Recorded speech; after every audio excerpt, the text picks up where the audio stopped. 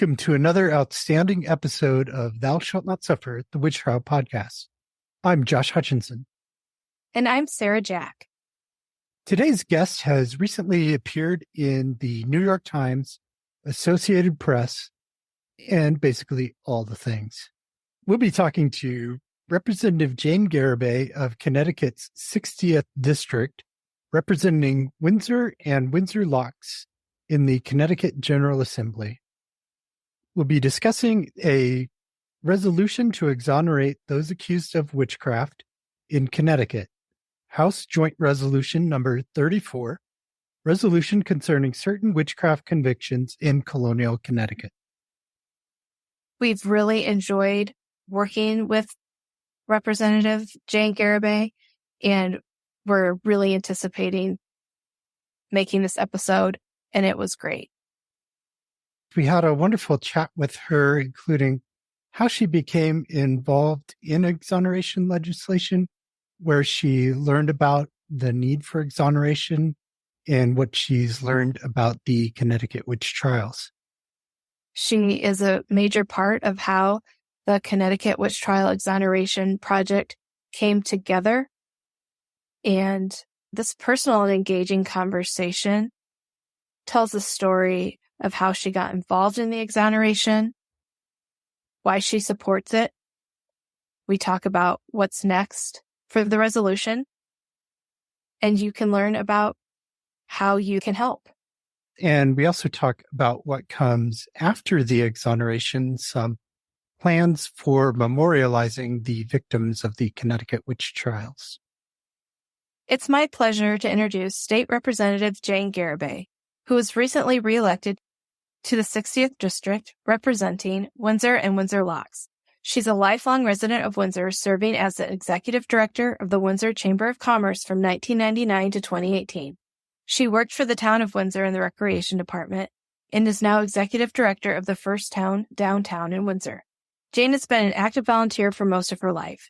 She has an educational background, having taught English as a second language in Mexico and Spanish at St. Gabriel School in Windsor.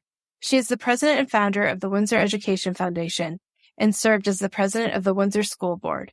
Be sure to visit her biography page on her website to see all the important ways she has served the community and been recognized.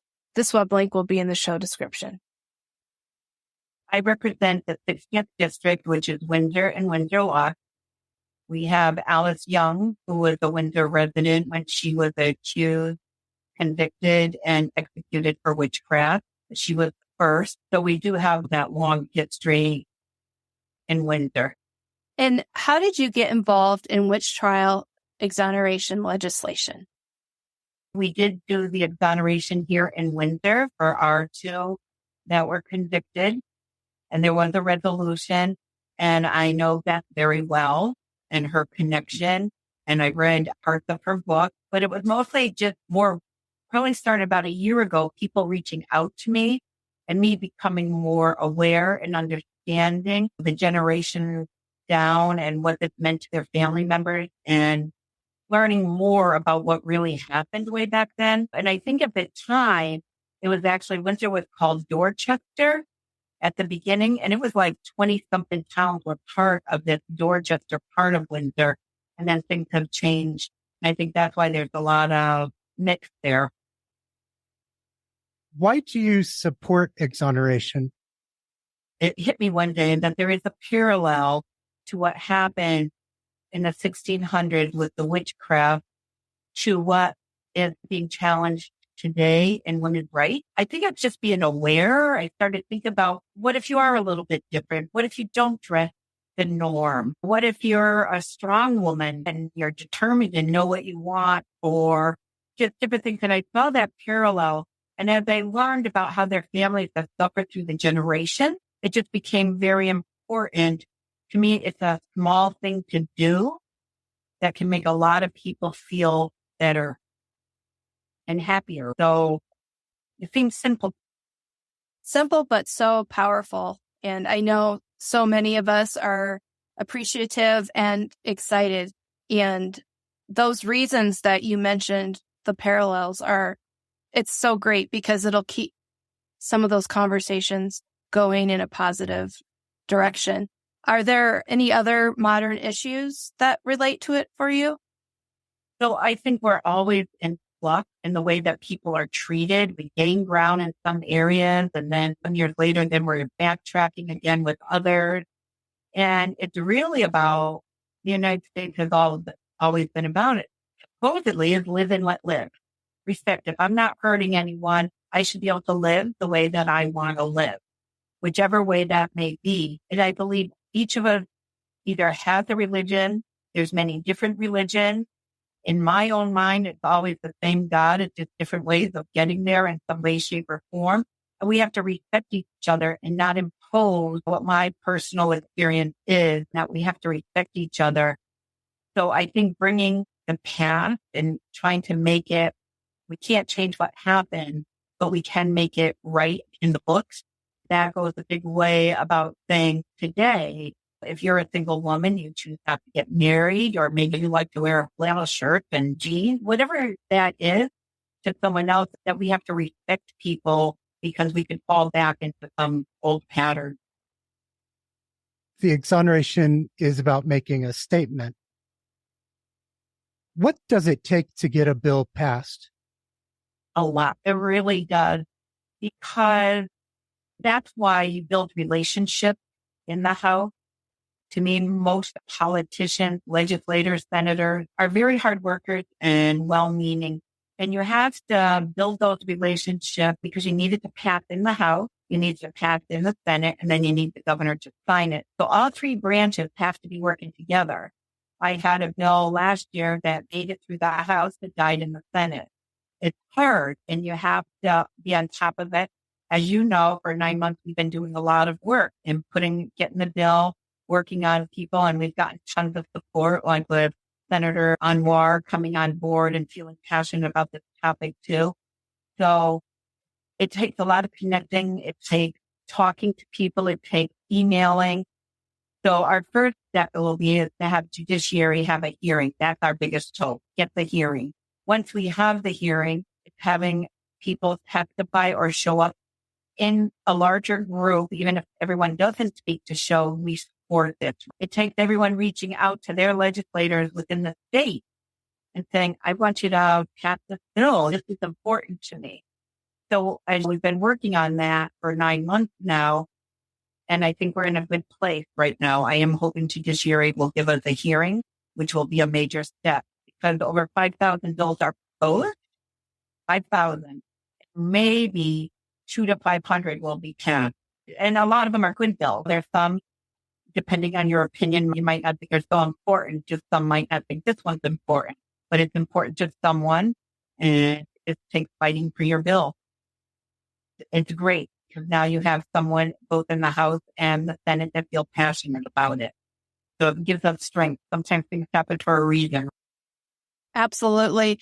And when we were all having that conversation this week, you could really see that, how it was bringing this new spark and there was more ideas and just strengthening the collaboration. So that was exciting. It's exciting. I'm also very excited that he's on board and you've got a road into the Senate.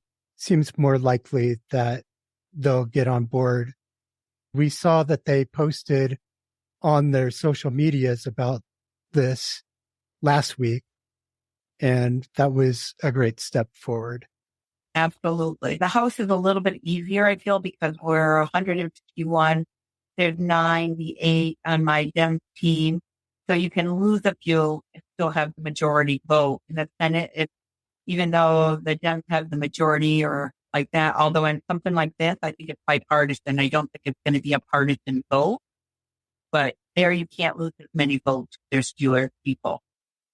Which is all the more reason for people to be contacting their representatives and senators. And to write, it can be only 3 lines that are not to do a template. Somebody should come before that every email is exactly the same. And I still answer them, but it's not the same when someone sends me a heartfelt 3 or 4 lines about why it's important to them. It engages me more as a legislator, right? In the past 2 months, I've gotten 3 very long letters about why it's important to them. One was from Garibay, Connecticut. The other 2 were different parts of the country. And I'll never let Halloween the same, by the way. The event in Windsor, I started it like 20 years ago. It's called Nightmare on Broad Street. And the event was, I just won't see it the same. I don't like now I think of all the like Hocus Pocus and the witch movies and whatever, even though these people weren't really witches, just the idea of it, it's just different now for me. The associating one with the other is not accurate and demeaning to the people who were not witches. It's about being accused of something they didn't do, really. You know what? But it is separates the two. And you raised a good point that this should not be a partisan issue. This should be just a simple injustice was done, justice should be done to fix that kind of a thing. Yes, absolutely. And it doesn't cost money. Usually that's where our divide comes down a lot, more conservative financially, a little bit freer or whatever. This doesn't cost money. It doesn't do anything. It doesn't hurt anyone. It just gives peace to the family. And I know what the Judiciary Committee is looking for, because how do they process this? Because it was the Commonwealth at the time. It wasn't state of Connecticut finding the tool to do it. And it's basically just saying, we're sorry this happened. It's recognizing there. And it's saying these people were innocent. Even if there were a way to pardon them, this isn't a pardon because they didn't do anything. They didn't do anything. This is saying this never should have happened. And every day I learn new things. Like I didn't realize while Governor Winthrop was in England, I understand that James Mason was in charge. And we've had a lot of controversy about that in Windsor because we have the James Mason statue that we got from Mystic. And we had an outcry and they're trying to find it maybe in a museum, but not out on our Palisado Green. And now that I know he was in charge when all this was happening, and just by default, it's his fault in a way because he was the leader at the time, could have stopped it. Conflicts with the whole heritage of Alice Young and Lydia Gilbert being Windsorites. And I've come to admire, I still don't know a ton, but Governor Winthrop was a hero in this, being an alchemist. I understand that once he arrived back from England, no one else was executed. There were people that were convicted, but he was able to stay, and we could have lost a lot more lives that could have really kept going. On the Judiciary Committee, how do they process those proposed bills? So they work with OLM, Office of Legislative Management. Some of the members, the chair, Steve Sasham, is a lawyer, and he's really good at what he does. So they have it's not like me going in and having no clue how I would write this or do this. It seems so easy. I want to just say, hey, this was wrong. But there has to be statutory language. And so they all work. It takes quite a bit for all our bills to be written up. The legislators, we come up with the idea and a basic thought or concept, but then we work with staff to put that into legal means so that after someone can't say that wasn't really done or blah, blah, blah, it's put through in legal verbiage that can fit. Thanks for explaining that. Hey, it's been a learning curve for all. It really is. So much goes into a bill from first you do a screening. So the bill will go in front, that's been put in. It'll go to screening and judiciary, which is made up of Senate and House members. And that screening committee is usually the chair, and it might have the ranking members depending. And so they screen all the bills and they decide whether something goes forward. If you move it out, then we start having proposed language. What is it going to look like, et cetera. Then again, it's up to the chair if there's a hearing. So then there's a hearing, and that's your next step. And then whether it hits the floor or not, everybody's lobbying and working even after the hearing to try to get their bills heard. And the chairs have a lot to say, but not the total say. It depends. Again, if this isn't controversial, when it's controversial, it's a whole different story in the way they negotiate, what bills they do. This is pretty bipartisan, I feel. And I don't think it'll have that same difficulty. And then if it goes to the floor, then it's open for debate before a vote. It's open to debate before. I believe it will come out of the House.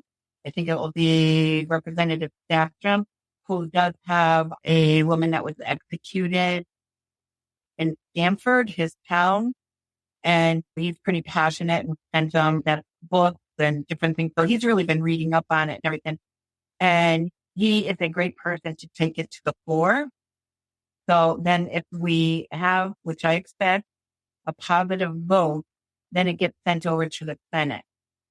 Then they go through the same thing over there, get passed there, and then they will send it on to the governor to sign. At what point would they be considered exonerated? Would it be once it's passed both sides, or is it when the governor signs? The governor, we would choose, usually you choose like when we did the PFAS bill. In Windsor, we had the PFAS bill from the airport and was the center of bringing the attention to that chemical.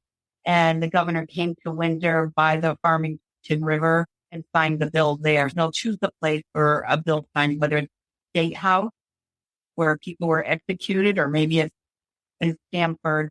There's a monument there. So with it being a resolution, is it effective basically once the governor signs? Once the governor signs it, I believe, I'm not 100% sure, but I believe that most bills will say when it takes place, because if it's a new law that it's going to cost money or give revenue, they usually say as of July 1st or something, but I don't think it still is that. So I think it would be immediate upon his signature. That would be a very significant moment then. So we still have a ways to go, right? We have a road, but the road looks plowed, right? It looks a clean road. That's a great analogy. This 9 months has been so informative and exciting, and a nail biter too, because there's all these little steps and learning along the way, but it's been such a pleasant experience. And I think that the story getting talked about, the history being discussed and more known, that's already a win there. It's hard because you've waited all these years after one failed attempt, and the thought and all the work you guys have put in over these years. But I guess what they say, the patience has paid off. Tony's really the long hauler. He's been doing this since 2005. So he's been at it for about 18 years now. And he's really been very patient and stuck with it. And it's been really fun to see his enthusiasm about what's happening right now. He feels like the story's being heard, and this excellent effort has been made. That's been so satisfying. And if I understood correctly with Senator Anwar, his constituents that reached out to him is from one of the families that was part of the accusation, and how that he's felt that pain of what his ancestors have done, which I found really interesting to know, to sit here and discover that your great grandfather was part of this and to feel that pain. So I thought that was interesting.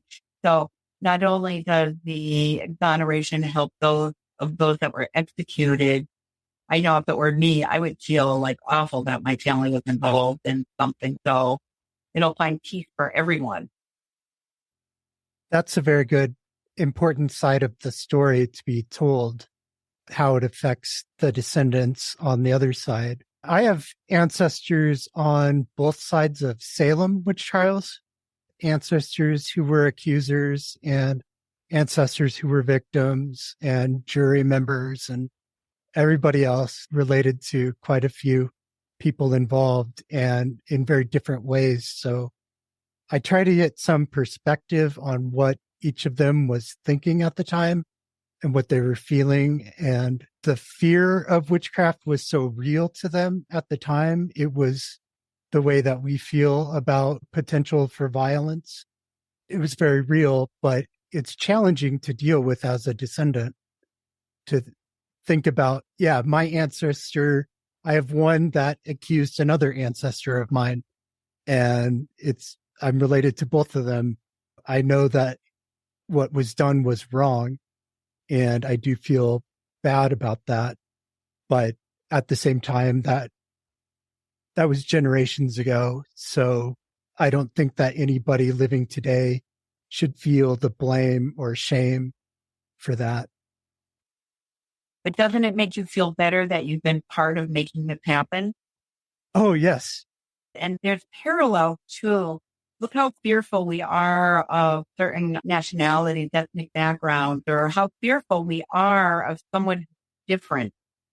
And that's why we have to continue to be inclusive and understanding and respectful of each other, and that we're all very different, right? We all have different backgrounds. And again, unless someone is hurting someone else, I have to respect their religion, the way they dress, if it's LGBTQ, whatever that is, to respect and not judge. You can execute with words too. It's not the same as taking a life, but you can execute. You can hurt someone with the words you talk to them, the deed you do to them. We saw that the other day with the Tennessee. There is a huge parallel. And I truly believe it's important to understand our history to know how we move forward. If we don't look back at how we got to where we are today and some of the strides and build on those strides, I don't mean to be so philosophical, but it's really important to understand others and respect them.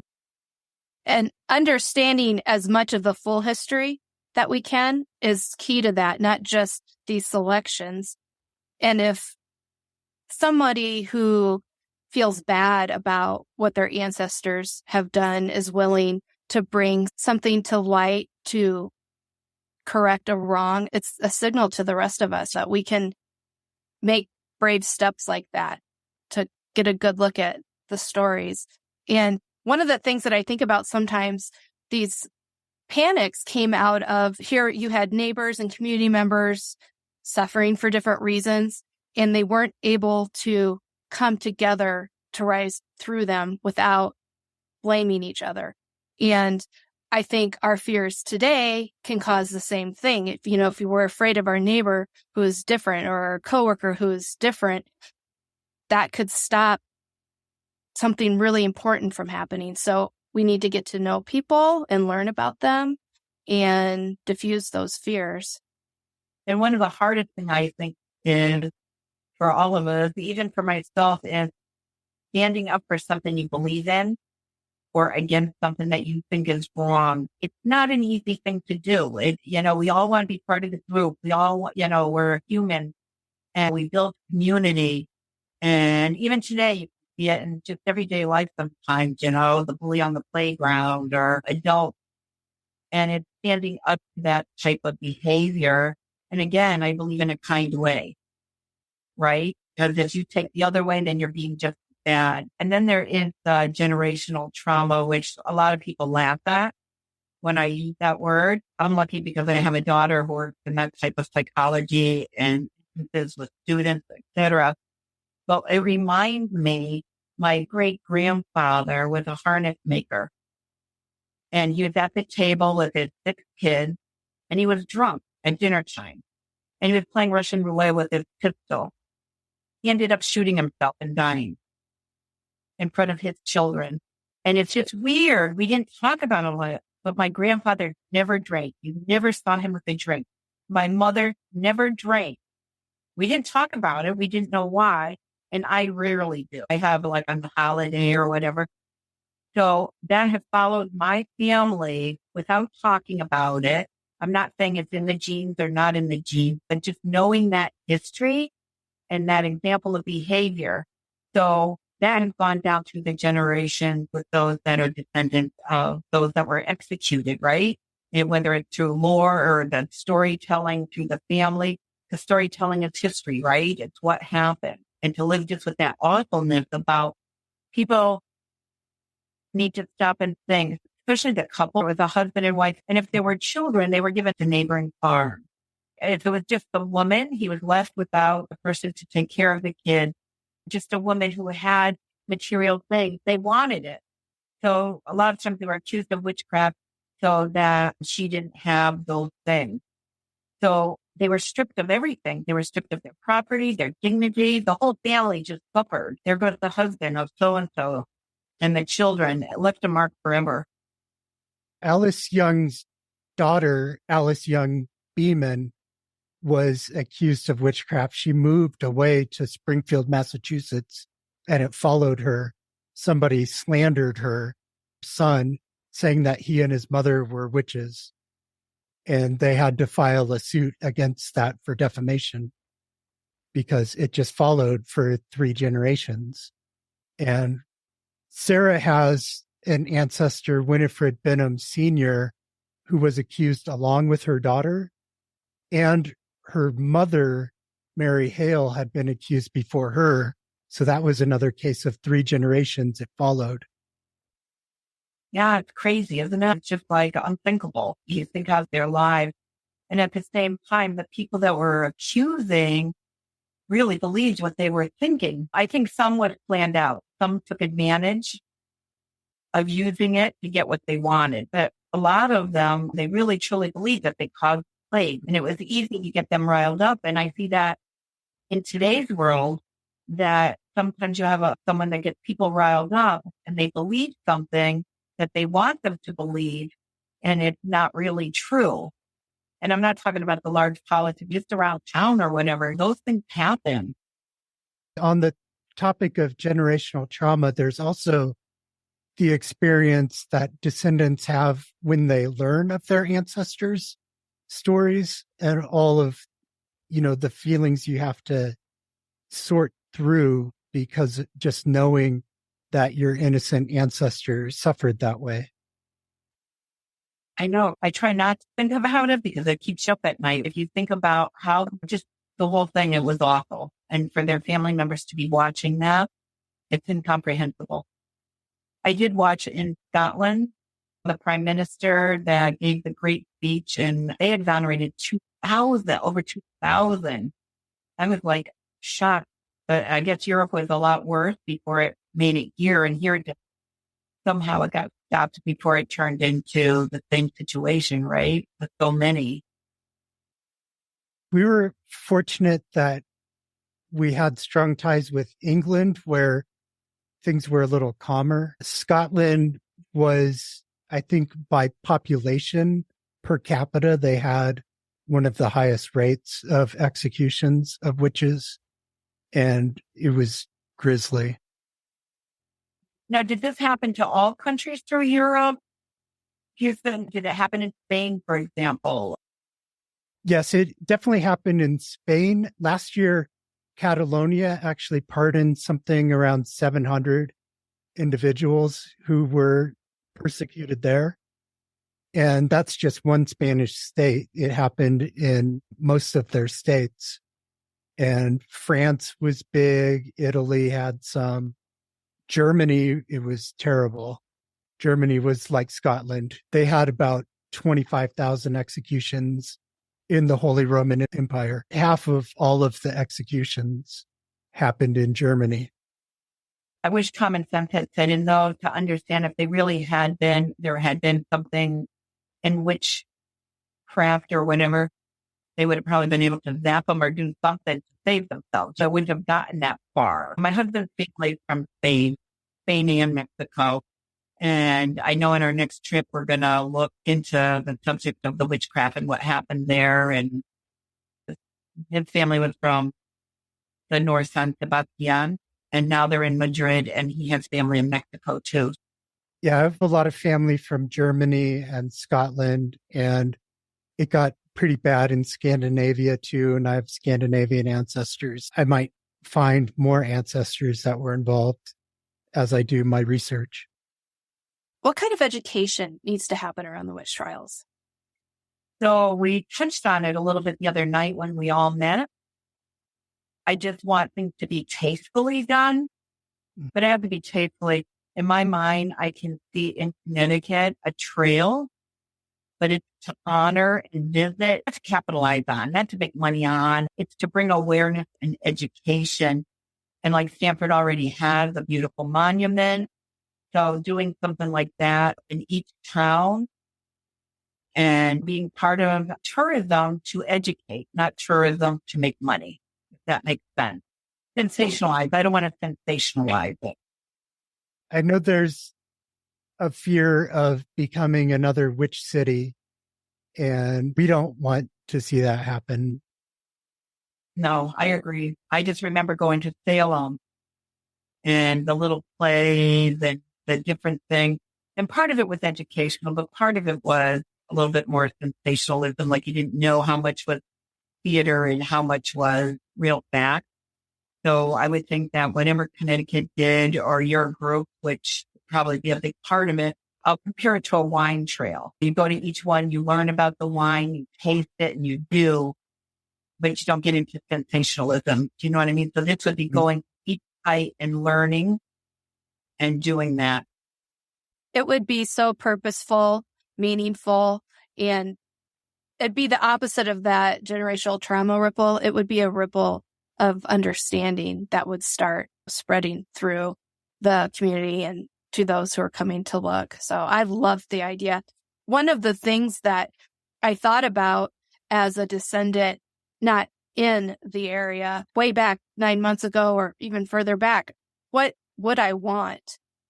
And I really wanted to see how are the local neighborhoods and communities able to talk about their victim who suffered there. And it's already happening in several of the little communities. So I'm really excited to see that develop more across Connecticut, and then to connect them into a trail would really be meaningful.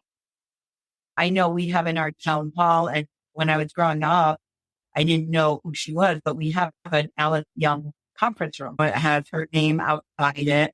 It's a small meeting room, but I would say that 99% of the people in our town probably don't know who Alice Young was. And we don't hear of the other one that was from Windsor also. So I think that's a big part of the education of physical place that people, because these are different from Salem, I understand, because we don't have the record Salem has. It's hard to piece the history together, and a lot of work has been done to dig and find that. But we do know about their lives a lot. So to talk about Alice Young, who was she, and have a monument, a physical place that you can go to. I think also there should be one main one at the State House where they were executed. That could be the start point almost if you wanted to get the major and then have the trail to the other one.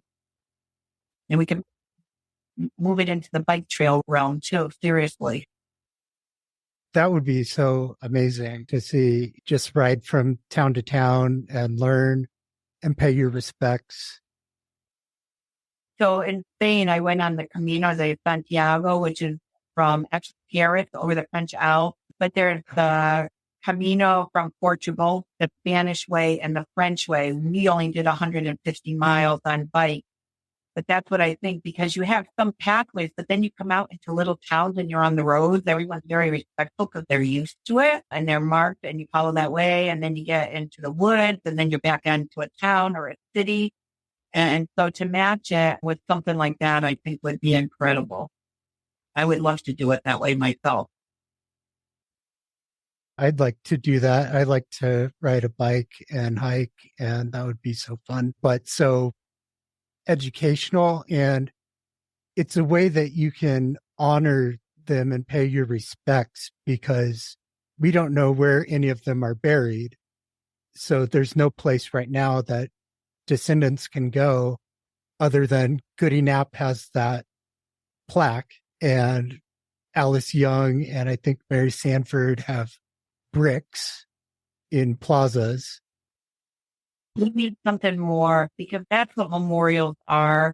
That's what cemeteries are. I know I go to visit. I know they're not there in our veteran cemetery, my mom and my dad, but there are days that I have to go and just sit there. And it's a place that you can just feel closer to them, I think, and talk. So it would be the same for this. And if you believe in a spiritual world, wouldn't it be nice that Alice Young could see that people were honoring her? That's beautiful. That somehow they would know that and give them peace too, right? Their spirit. That would be so touching and beautiful. And they're great places you can stop and contemplate what actions our other ancestors took against them, really learn what motivated them, what motivates us today, and spend some time thinking about what we need to be doing today to prevent these things from happening. Right. And hopefully people look at that. I know I would look at that and say, oh my God, that really happened. I am going to do whatever is in my power to not let that be in my life and to be like that. The more people that learn that, so that we don't have a reoccurrence of any way, shape, or form of what was happening then here, right? We know there's pockets around the world, hate and not accepting people who are different. I also learn every day. My niece Jen lives with us. She's 43 and she has Down syndrome. And her parents both died of cancer. So she came to live with us. And at first my husband didn't believe me, but when you go places, people stare. And if you know anyone with Down syndrome, they are the sweetest, nicest, not a mean bone in their body. So what we do now, if we find someone staring, I'll just say to Jenny, see that woman over there? She thinks you're gorgeous. So what does Jenny do? She starts posing. But we have to teach tolerance, every one of us in our lives, the little ways that we can do with it, and to ourselves to accept others that are different than ourselves. I feel like your trail idea and involving the museums and the libraries. So if they see the camaraderie and that the state or the communities are standing together and we're all saying, hey, we're going to elevate this history in a non-sensational way, maybe their hesitancy to have a bulkier program or to talk about it more openly, maybe that'll diminish a little bit. And then if we are talking about it, it then helps fight against the othering mentality. It all does work together. And I believe it will. And I think with that type of, and I'll call it leadership, the way that moves forward, I think people look to be kind. They look for a gentler world. And I think having a venue to be able to be that way, to say, man, all of us, let's do this. I think the goodness spreads, right? This will be one way that goodness spreads. It'll be something that came out of a horrific situation and we can move forward in a kinder, gentler nation, right? That would be so good for all of us. At one of my elementary schools on Friday, she won Greater Hartford essay contest about Martin Luther King. And she was a third grader. So I went to it and she read what she wrote. And what she did was she talked about what her dreams were moving forward. And I get the chill, and where no child is made fun of, but what her dreams were. And it just meant so much. So I think by doing all the work that all of you have done, it's going to benefit all of us in a tremendous way. I really do. It's a very positive energy thing. And even when I hear from a constituent something awful that happened to them, I didn't cause it. But I can look at them and say, I hear you. And I feel bad that you had to go through that. No one should have to go through that, right? So I think as people, that's what we have to do. Some people say, well, I wasn't involved in that. I didn't cause it. No, but you can still have empathy for people and be sorry that it happened to them and say it was wrong. Sarah and I were talking the other day, and it dawned on me that the Crucible just turned 70. It's been out for 70 years as this allegory for how we treat others. And I was wondering, how have we grown? Have we grown since the Crucible, or are we still having these severe problems with us labeling the other? I ask myself the question sometimes, if I were confronted and I saw something that was wrong, would I be able to stand up to it? I mean, that is a question we should all ask ourselves so that we're aware. It's kind of the nature of humanity to have the two sides, and it's a constant struggle. I see it in the work I do with Chair of Aging and nursing homes and how elderly are treated. Things that if you had asked me 10 years ago, I was not aware of either about that because I wasn't involved. But people that have had an elderly person and some of the choices and what we're trying to do, Connecticut is a pretty progressive state. So when I see things happen here, I think that there's some results, right? So I think in some ways we've gotten better. Kindness, goodness, can never let its guard down. Doing the right thing. All those things that I try to live by and I think about, you can never let your guard down because it's human nature. Unfortunately, that some people don't believe that same way and can be more hurtful. I don't know if it's genetic. I don't know if they had bad experiences, whatever it was. And sometimes I find when you show kindness to someone like that has more difficulty, sometimes they respond, right? So I think we have to constantly be fighting for that goodness and kindness. We can't just take it for granted. This has been wonderful, Jane. You've really hit on a lot of things we wanted to chat with you about, and your meaningful conversation is valued. Thank you. Yeah, speaking true. I usually talk from the heart. It feels that way very much. And you've made a lot of powerful remarks. It can bring me to tears when I think about all this, I'm sure as and that you have to keep your faith and your kindness and goodness and constantly fight not to be brought down. Sarah and I were talking the other day. We were thinking how the overall trend has been positive and we've made progress in so many areas, but then there's a setback and you've got to just keep pushing forward and wait for that rebound and the further progress. And I think we'll continue that way. I'm very hopeful that this will do well. I think the atmosphere is different from what was it, 2008? When I talked with the senator, put it this way, no one's laughed at me in front of me, where he got a lot of pushback. And so I think it's a different type of climate now. And I've had a lot of legislators say, once the bill is out there, once it's done and out there, that they will support it. They will go on and co-sponsor. And state as it is, if we had anyone, Senator Anwar is a very gentle soul. And he's a very kind, good person, a doctor, but he is special. He is especially kind and good, and how fate, whatever you want to call it, has brought him in to be with us. There are situations in life where it can be too late to make something right for somebody specific. We can't make this right for Alice. We can't change how it unfolded for her.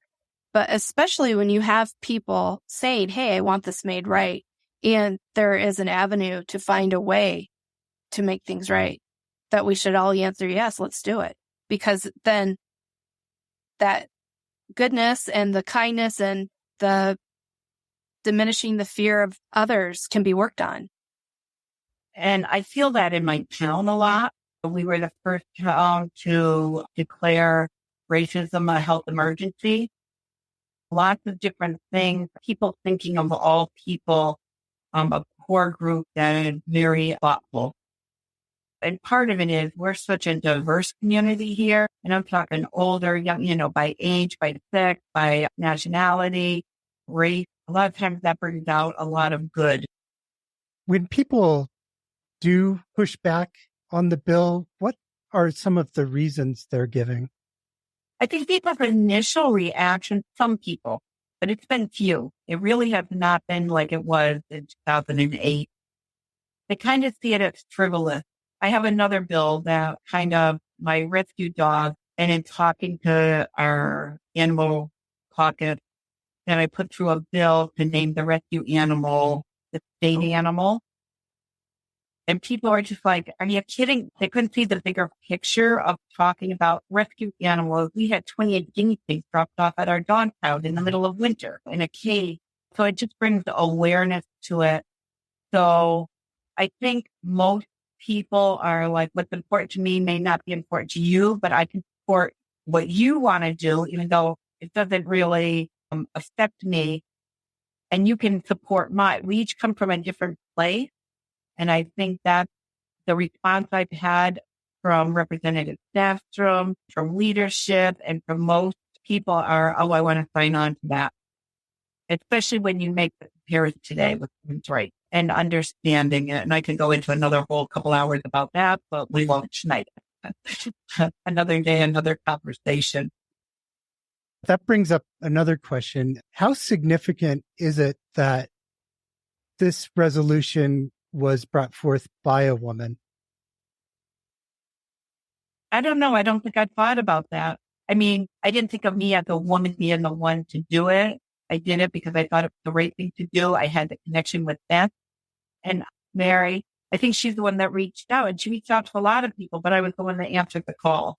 I think she reached out to quite a few. And from what I understand, I was the only one that answered her. But I immediately thought, from what I read her letter and talking to Beth and knowing what Beth had gone through in Windsor, I thought, this is the time now. Like sometimes you just feel that it's the time that something's right. Now's the time.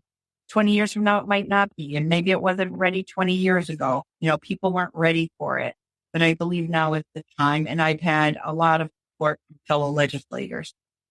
You will see that when they sign on, once the bill is out and registered, co-sponsor it. That's exciting. It is exciting. I think there's significance that you yourself, a woman, could do something like this for a historical wrong against many women. But it's also significant that it can be anybody working together for them now. Because in the 17th century, it couldn't have just been women stopping it. And certainly there wouldn't have been men and women working together to stop it. Well, even 30, 40 years ago, I know one of my predecessors that held my seat years ago, but there were few women in the legislature at that time. And I know that leadership works hard and it's excited to have a diverse population in the House because women bring a different perspective. We have a lot of younger that are probably 30, 35 years old. I'm not going to say how many rooms I've been through, but, a little bit older, but we all work together and bring different perspectives. And whether we're of color, we're white, all different, and we come from all different backgrounds, that's what enriches the lawmaking because we all talk together, et cetera. And that's why you campaign for your bills because that way you get to explain it and talk about it and build that excitement. It's significant that we've come at least that far in diversifying and getting over our othering of each other so that people can work together in legislature. And believe it or not, we do work together most of the time. I think they calculated that most bills are bipartisan, 75 to 80%. And you only hear about those the few stances on a couple, but on most things we can work together. I'm excited to be chair of aging because we work together and it's very bipartisan. You're working to keep our elderly safe and cared for. So since my time anyway, that was last year and this year so far, I feel bipartisan support for moving our laws and policies forward. And I believe the same will be with the exoneration bill. And just looking for a few things like I was talking that we need to name the people. It can't just be a general exoneration. We need to name them. So we're keeping our thumb on some of those facts and we'll see what they come out with finally. And even then when a bill is heard, an amendment can be made. I don't know what it's going to look like, but it can always, if something is missing, you can make an amendment to the bill. And there are bills that sometimes pass, which is a basic bill. And then the next year, something's put in to add to it. I'm hoping this bill out pretty much what we have envisioned or you have envisioned. Because this is your bill. This isn't my bill or Southern Anwar's bill. We're just your vehicle. This is your bill. We're just the tool, the vehicle to get it done. And when the team worked on the writing of the resolution, there was so much research and conversation about it so that we were hitting the things that were important. So we'll wait. They have all that material, the judiciary. So we're hoping. And the good thing is, because it didn't matter whether it was me or whether it was Senator Anwar, in the end, both the Senate and the House are part of the Judiciary Committee, and it will come out as a judiciary bill. It won't be my bill or his bill. It'll come out as a judiciary bill. And in the end, for anything like this, at least I believe, I can be proud that I had a part in something but I want the vehicle that's going to give it most chance for success. Fantastic. That's what we want. And then I'll love to work with you afterwards on the trail, and that can be very, very exciting. That'll be a really fun part. And get representatives from each town. And yes, that will be very rewarding to be able to put it out and to do. And we'll have to have opening day all on our bike to the trail. Oh, that would be so great. I have an electric bike, so I've got it easy. I had never used it until we did the Spain Camino. That's a good way to take in the sights. I just want to go easily. And we stop along the way, and we do weekends, or we'll stop at lunch at a restaurant. It is a lot of fun. So I see that when visiting these monuments and taking the time and maybe staying overnight, because if you're doing that whole going down to Stanford, it's going to be a long ride. That could have a positive impact for the communities all along the way, local businesses. Absolutely. I know we're working on ours because Charter comes into Windsor, and now they're trying to bring it down towards the center where there won't be a trail along the river, but you would come out into the town. I don't think we'll have an exact bike trail. But then you get on Palisado Avenue, the historic district is pretty wide, so there could be a designated, which is different than a bike trail, because we have the room for that. Then you hit Windsor Locks, and there's a canal trail that they have that goes all the way up to Suffield. What are the other towns that had people executed? Farmington, Fairfield, Wethersfield, Stratford, Stamford, Wallingford, of course, had accused. It's all over the state. It was all over the place, all up the Connecticut River and then all along the coast. But the education is a really important piece for us. We see that as really being one way the exoneration is significant in itself, is to educate people that these things have happened. People have these tendencies. What can we learn and how do we move forward? And so when I talk about the bike, it's just making it fun. People want to go and do it. Families look for meaningful activities that can be educational when they're traveling or locally, but so do businesses and corporate teams. Great team building, plus human rights advocacy component to it. It's pretty great. Well, when we traveled with my 3 kids when they were younger, we would go down to Pennsylvania, different places. We had a camper at one point, but we in the morning would be to go to the museum or a library or to visit something historic, etc. And then in the afternoon, it would be at the hotel and the pool and the fun. So they thought it was great fun to do that. And it is it's the best way to get people to get out. And our museums that were free this summer in Connecticut for families, I know our museum, they were subsidized by the state to be able to do that. And they had huge showings. Families used it.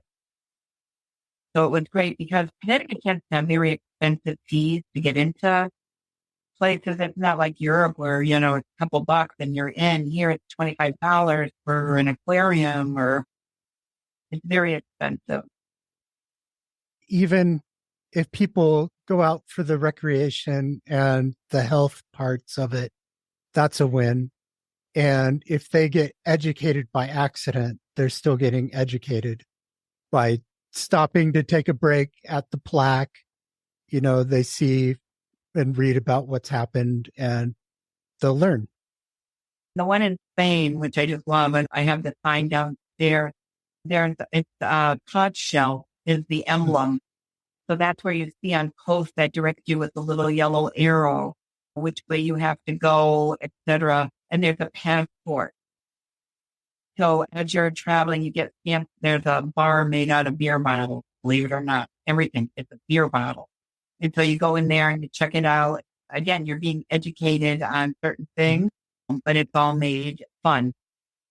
It's part of the experience. Even though the topic is execution, but it's fun learning and understanding, at least it is for me. The Camino's on my list of things to do one day.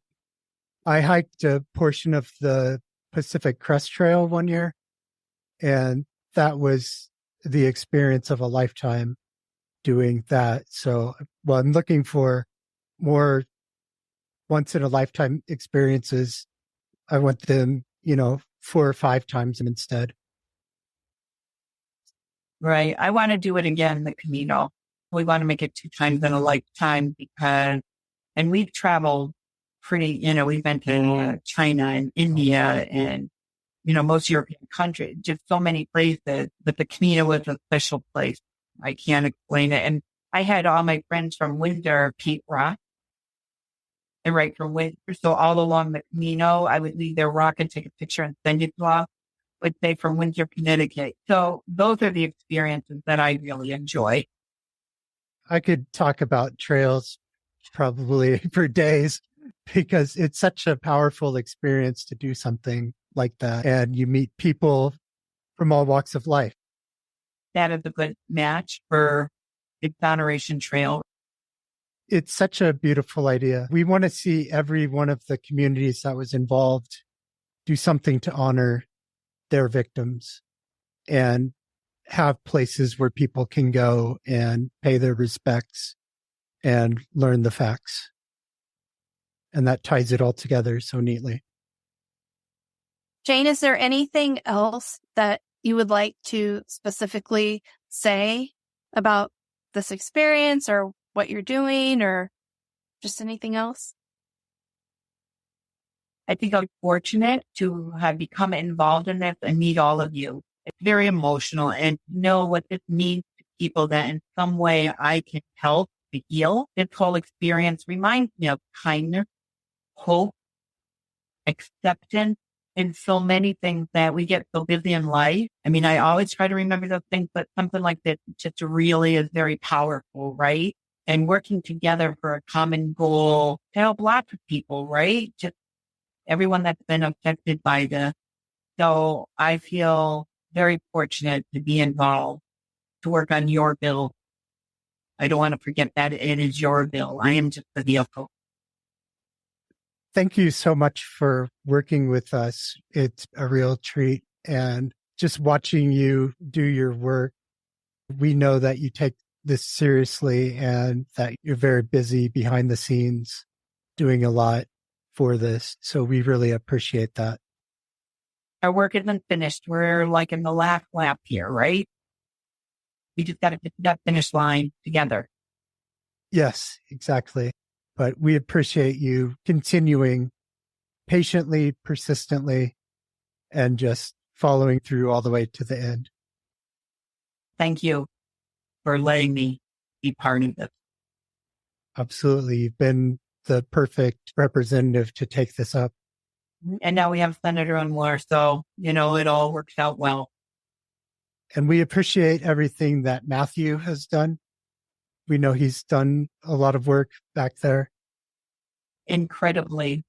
Because it's above and beyond for him. You know what I mean? He's the head of staff, been the majority leader, but he's always been helpful. And when I went to him with this idea, he was on board right away from the beginning, as was the speaker and a ton of people. So it's going to be good.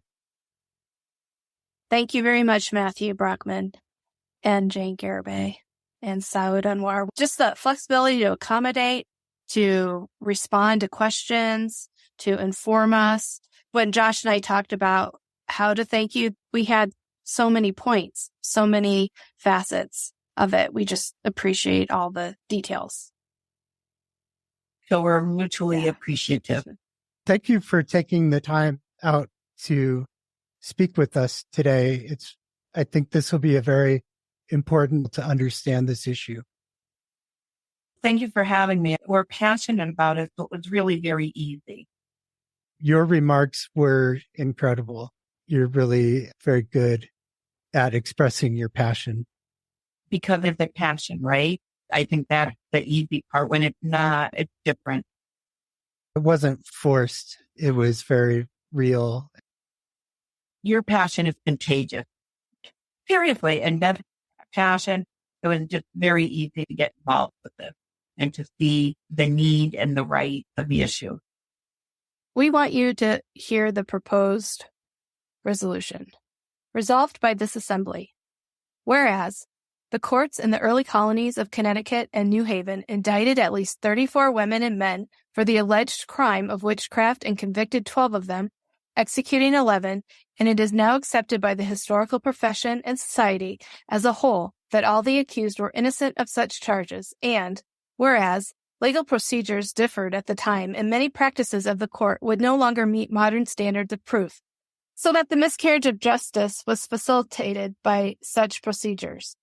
And whereas the status of women was radically different than it is today, and misogyny played a large part in the trials and in denying defendants their rights and dignity, whereas community strife and panic combined with overwhelming fear and superstition led to these accusations of alleged witchcraft and the subsequent suffering of those accused.